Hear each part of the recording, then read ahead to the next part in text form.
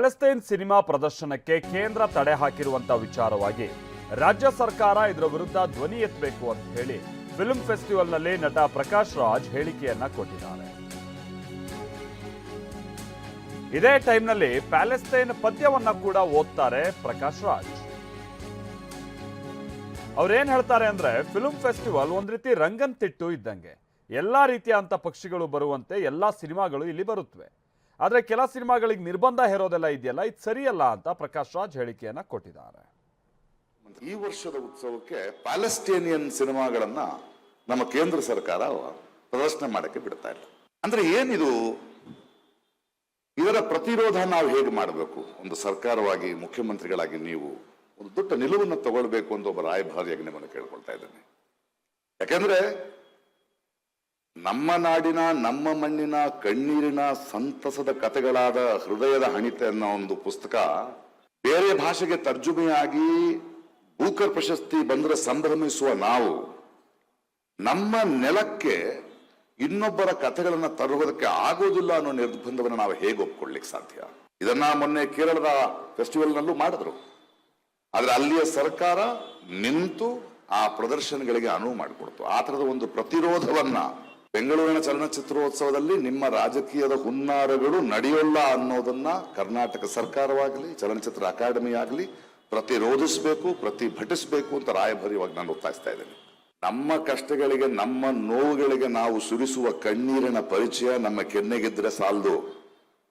ಇನ್ನೊಬ್ಬರ ನೋವಿಗೂ ನಾವು ಅಳುವ ಕಣ್ಣೀರಿನ ಪರಿಚಯ ನಮ್ಮ ಕೆನ್ನೆಗೆ ನಾವು ಮಾಡಿದ್ರೇನೆ ನಾವು ಮನುಷ್ಯರಾಗೋದು. ನೀವು ಪ್ಯಾಲೆಸ್ಟೀನಿಯನ್ ಸಿನಿಮಾಗಳನ್ನ ಇಲ್ಲಿ ಪ್ರದರ್ಶಿಸಕ್ಕೆ ಬಿಡದೇ ಇದ್ರೆ ಈ ವೇದಿಕೆಯಲ್ಲಿ ನಾನು ಅಲ್ಲಿಯ ನೋವನ್ನ, ಅಲ್ಲಿಯ ಪದ್ಯವನ್ನ ಓದ್ತೇನೆ. ಪ್ಯಾಲೆಸ್ಟೀನಿಯನ್ ಆ ನೋವಿನ ಪದ್ಯವನ್ನು ಓದೋದರ ಮೂಲಕ ನನ್ನ ಪ್ರತಿರೋಧವನ್ನ ಹೇಳಲಿಕ್ಕೆ ನಾನು ಇಷ್ಟಪಡ್ತೇನೆ. ಯುದ್ಧಗಳು ಕೊನೆಗೊಳ್ಳುತ್ತವೆ, ನಾಯಕರು ಕೈಕುಲುಕಿ ತೆರಳುತ್ತಾರೆ. ಆದರೆ ಆ ವೃದ್ಧೆ ತನ್ನ ಮಗನಿಗಾಗಿ ಕಾಯುತ್ತಿರುತ್ತಾಳೆ, ಆ ಹೆಣ್ಣು ಮಗಳು ತನ್ನ ಗಂಡನಿಗಾಗಿ ಕಾಯುತ್ತಿರುತ್ತಾಳೆ, ಆ ಮಕ್ಕಳು ತಮ್ಮ ವೀರನಾದ ಅಪ್ಪನಿಗೋಸ್ಕರ ಕಾಯ್ತಾ ಇದ್ದಾರೆ. ನನ್ನ ಮಣ್ಣನ್ನ, ನನ್ನ ಮಾತೃಭೂಮಿಯನ್ನ ಮಾರಿದವರು ಯಾರೆಂದು ನನಗೆ ಗೊತ್ತಿಲ್ಲ, ಆದರೆ ಅದಕ್ಕೆ ಬೆಲೆ ತೆತ್ತವರು ಯಾರೆಂದು ನನಗೆ ಗೊತ್ತು. ಈ ವರ್ಷದ ಇದೇ ವಿಚಾರವಾಗಿ ಬಿಜೆಪಿ ಶಾಸಕ ಮಹೇಶ್ ತೆಂಗಿನಕಾಯಿ ಕಿಡಿಕಾರಿದ್ದಾರೆ. ಪ್ರಕಾಶ್ ರಾಜ್ ಅವರ ಮಾತಿನ ವಿಚಾರವಾಗಿ ಬಾಂಗ್ಲಾ ಪಾಕ್ನಲ್ಲಿ ಹಿಂದೂಗಳ ಮೇಲೆ ಹಲ್ಲೆ ಆಗ್ತಾ ಇದೆ, ಹಲ್ಲೆ ಬಗ್ಗೆ ಸಿನಿಮಾ ಹಾಕಿ ಅಂತ ಪ್ರಕಾಶ್ ರಾಜ್ ಹೇಳಿ ಹಾಗಾದ್ರೆ ಅಂತ ಅವ್ರು ಹೇಳಿದ್ದಾರೆ. ಮತ್ತೊಂದು ಕಡೆ ಕಾಂಗ್ರೆಸ್ ಶಾಸಕ ರಿಜ್ವಾನ್ ಅರ್ಷಾದ್ ಕೂಡ ಈ ವಿಚಾರವಾಗಿ ಪ್ರತಿಕ್ರಿಯಿಸಿದ್ದಾರೆ. ಏನ್ ಹೇಳಿದ್ದಾರೆ ಇವ್ರುಗಳು, ಬನ್ನಿ ಕೇಳೋಣ. ಚಲನಚಿತ್ರೋತ್ಸವ ನಡೆದಿರ್ತಕ್ಕಂಥ ಸಂದರ್ಭದಲ್ಲಿ ಯಾವ ಚಿತ್ರಗಳನ್ನ ತೋರಿಸ್ಬೇಕು ಅಂತಕ್ಕಂಥದನ್ನ ಆ ಸಂಬಂಧಪಟ್ಟಿರ್ತಕ್ಕಂಥ ಇಲಾಖೆಯವರು ನಿರ್ಧಾರವನ್ನು ಮಾಡ್ತಾರೆ. ಆದರೆ ನಮ್ಮ ಏನು ಇಬ್ಬರು ವಿರೋಧ ಮಾಡ್ತಕ್ಕಂಥ ಪ್ರಯತ್ನವನ್ನು ಮಾಡಿದಾರ, ಇವ್ರಿಗೆ ನಾನು ಕೇಳಕ್ಕೆ ಇಚ್ಛೆ ಪಡ್ತೀನಿ, ಪ್ಯಾಲೆಸ್ತೈನಿ ಪಿಕ್ಚರ್ ಯಾಕೆ ನಾವು ಬ್ಯಾನ್ ಮಾಡಬೇಕನ್ನುವಂಥದ್ದು ನಿರ್ಧಾರ ಮೇಗಿಂದ ಆಗಿರುತ್ತೆ. ಆದರೆ ಈ ರೀತಿಯಾಗಿರ್ತಕ್ಕಂಥ ಸಂಕುಚಿತ ಮನೋಭಾವನೆ ಉಳತಕ್ಕಂಥವ್ರು, ಹಾಗಾದ್ರೆ ನೀವು ಬಾಂಗ್ಲಾದೇಶದಲ್ಲಿ ಹಿಂದೂಗಳ ನರಮೇಧ ನಡೆದೈತಲ್ಲ, ಇವತ್ತು ಹತ್ಯೆ ನಡೆದೈತಲ್ಲ, ಅದ್ರ ಬಗ್ಗೆ ಪಿಕ್ಚರ್ ಹಾಕಂತ ಹೇಳ್ರಿ ನೋಡೋಣ ಗೊತ್ತಾಗುತ್ತೆ. ಪಾಕಿಸ್ತಾನದಲ್ಲಿ ನಡೆದಿರ್ತಕ್ಕಂಥ ನರಮೇಧದ ಪಿಕ್ಚರ್ ಹಾಕಂತ ಹೇಳ್ರಿ ಗೊತ್ತಾಗುತ್ತೆ. ಈ ರೀತಿ ಎಡಪಂಥೀಯರಂತ ಏನಂತೇವಲ್ಲ, ಇವ್ರದ್ದು ಯಾವಾಗಲೂ ಕೂಡ ಇದೇ ರೀತಿಯಾಗಿರ್ತಕ್ಕಂಥ ಪ್ರಯತ್ನವನ್ನು ಮಾಡುವಂಥದ್ದು ಮಾಡ್ತಾರೆ. ಇವತ್ತು ಏನು ನಿರ್ಧಾರ ಆಗಿದೆ ಫಿಲ್ಮ್ ಇಂಡಸ್ಟ್ರಿಯಿಂದ, ಅದು ಸರಿಯಾಗಿರ್ತಕ್ಕಂಥ ನಿರ್ಧಾರ ಅನ್ನೋಂಥದ್ದು ನಾವು ಸ್ವಾಗತ ಮಾಡ್ತೇವೆ. ಪ್ಯಾಲೆಸ್ತೀನಿಯನ್ ಸಿನಿಮಾ ಆಗಬಾರ್ದು ಅಂತ ಕೇಂದ್ರ ಸರ್ಕಾರ ಹೇಳಿದ್ರೆ ಅದು ಎಷ್ಟು ಮಟ್ಟಿಗೆ ಸರಿ? ಯಾಕೆ ಆಗಬಾರ್ದು? ಪ್ಯಾಲೆಸ್ತೀನ ಮತ್ತು ಭಾರತ ದೇಶದ ಸಂಬಂಧ ಇವರ ಅಧಿಕಾರಕ್ಕಿಂತ ಬರುವ 70-80 ವರ್ಷದ ಹಿಂದೆಯಿಂದ ಇರತಕ್ಕಂಥ ಸಂಬಂಧ. ಆ ಪ್ಯಾಲೆಸ್ತೀನಿನ ದೇಶದ ಜನ ಇವತ್ತು ನೋವಲ್ಲಿದ್ದಾರೆ. 50,000 ಜನರನ್ನು ಇಸ್ರಾಯಿಲ್ ಕೊಂದವ್ರೆ, ಮತ್ತು ಅಮೆರಿಕ ಸೇರಿಕೊಂಡು 18,000 ಮಕ್ಕಳನ್ನು ಕೊಂದವ್ರೆ.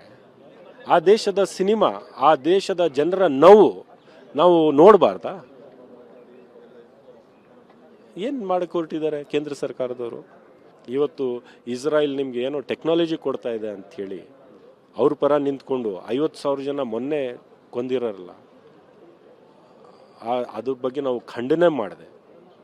ಪರೋಕ್ಷವಾಗಿ ಅದು ಸಪೋರ್ಟ್ ಮಾಡೋಕ್ಕೆ ಹೋಗಿ ಏನು ಪ್ರಪಂಚಕ್ಕೆ ಏನು ನಾವು ಸಂದೇಶ ಕೊಡ್ತಾ ಇದ್ದೀವಿ? 50,000 ಜನ ಕೊಂದವರಲ್ಲ, 18,000 ಮಕ್ಕಳು ನಮ್ಮ ಹೃದಯ ಕರಗದಿಲ್ವಾ? ಒಳಗಡೆ ನಿಮಗೂ ಗೊತ್ತು ಅದು ತಪ್ಪಾಗಿದೆ. ನಾವು ಇಸ್ರಾಯೇಲ್ ಪರ ನಿಂತಿದ್ವಿ, ನಾವು ಖಂಡಿಸಲಿಲ್ಲ. ಆ ನೋವು ನಮ್ಮ ದೇಶದ ಜನ ನೋಡಿದ್ರೆ ನಮ್ಮ ಮೇಲೆ ತಿರುಗಿ ಬೀಳ್ತಾರೆ, ನೀವು ಯಾರ ಜೊತೆಗೆ ನಿಂತಿದ್ದೀವಿ ಅಂತ ಆ ಭಯ BJP ಅವ್ರಿಗಿರೋದು.